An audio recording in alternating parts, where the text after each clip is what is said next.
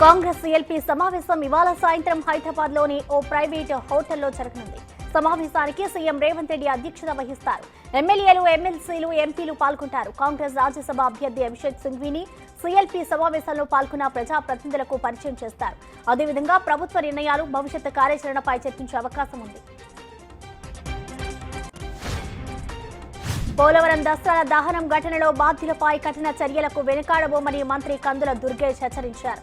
Polavaram project కార్యాలయాన్ని సందర్శించిన ఆయన నిర్లక్ష్యంగా ఉన్న సిబ్బందిపై ఆగ్రహం వ్యక్తం చేశారు. రాజమహేంద్రవరం ఆర్టీఓ శివజ్యోతి దహనమైన వాటిని జిరాక్స్ పేపర్లుగా ప్రకటించడంపై అసహనం వ్యక్తం చేశారు. బాధ్యులైన సిబ్బందిని రక్షించవద్దని జేసీ చెన్నారాయుడిని ఆదేశించారు. రంగారెడ్డి జిల్లాలోని గండిపేటలో అక్రమ నిర్మాణాలపై హైడ్రా ఉక్కుపాదం మోపుతోంది. హైడ్రా అధికారులు ఖానాపూర్లో ఎలాంటి అనుమతులు లేకుండా నిర్మించిన కట్టడాలను నేలమట్టం చేశారు. దీంతో అధికారులు, యజమానులకు మధ్య తీవ్ర వాగ్వాదం చోటు చేసుకుంది. భారీ పోలీసు బందోబస్తు మధ్య కూల్చివేతలు సాగాయి.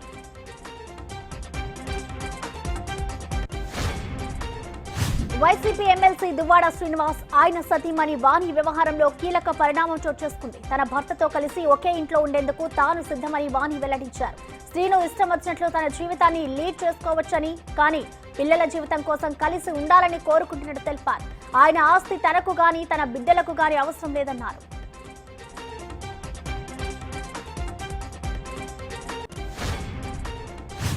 హైదరాబాద్ గచ్చిబౌలి పరిధిలోని ఎస్ఎల్ఎన్ షాపింగ్ మాల్ వద్ద మందుబాబులు హల్చల్ చేశారు.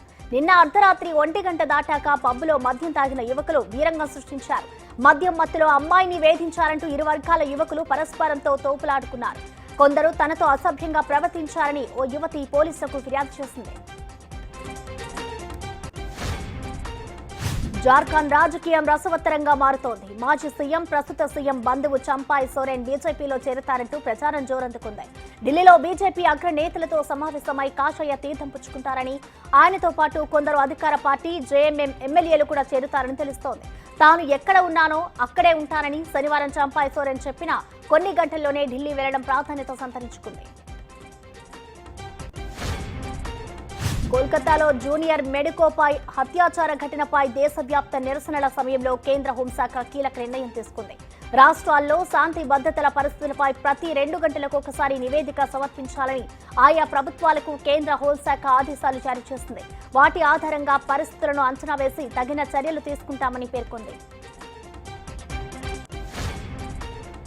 కర్ణాటకలో రాజకీయంగా కీలక పరిణామం చోటు చేసుకుంది. మైసూరు నగరాభివృద్ధి సంస్థ మూడా స్థలాల పంపిణీలో అక్రమాలపై సీఎం సిద్ధరామయ్యను విచారించేందుకు గవర్నర్ అనుమతించడం కలకలం రేపింది. అయితే కర్ణాటక సీఎం అవినీతి ఆరోపణలతో విచారణ ఎదుర్కోవడం ఇది రెండోసారి. 2010లో అప్పటి బీజేపీ సీఎం యడ్యూరప్ప అక్రమ మైనింగ్ ఆరోపణలు ఎదుర్కొన్నారు. అప్పుడు గవర్నర్ హెచ్ఆర్ భరద్వాజ్ విచారణకు ఆమోదించారు.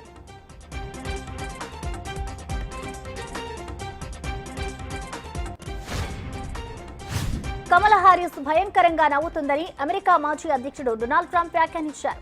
పెన్సిల్వేనియాలోని విల్కెస్ బారియలో జరిగిన ఎన్నికల ప్రచారంలో మాట్లాడిన ఆయన కమలా హారిస్ నవ్వడంపై నిషేధం ఉందని వ్యాఖ్యానించారు. ఆమె నవ్వు భయంకరంగా ఉంటుందన్నారు. దీంతో ఆమె నోరు మూసుకొని తిరుగుతోందని చెప్పారు. ఆమె నవ్వాలని తాను కోరుకుంటున్నానని వెటకారకంగా పేర్కొన్నారు.